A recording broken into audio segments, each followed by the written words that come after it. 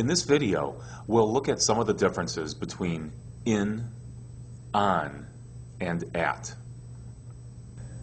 If somebody asks you the question, where do you live? You can answer in one of three different ways, using in, on, or at. Use in for cities, states, and countries. For example, I live in Minneapolis. Minneapolis is a city. Or, I live in Minnesota. Minnesota is a state. Or, I live in the United States. That's a country. Use on with streets. For example, you can say, I live on Main Street. You can't use in or at with a street. You can only use on. And use at when giving a complete address. For example, I live at 2105 Main Street. When giving the number and the name of the street, you have to use at. If somebody asks you the question, where do you work? Then you use the preposition at.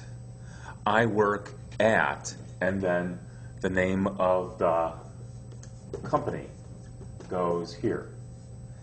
I work at Tony's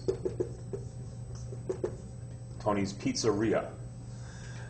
This is the name of the company.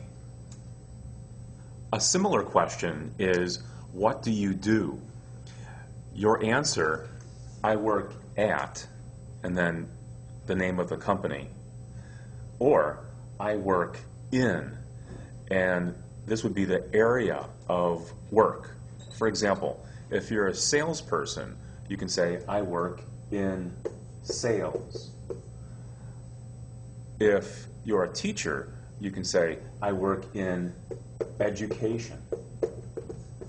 Over here, I would say, I work at a school.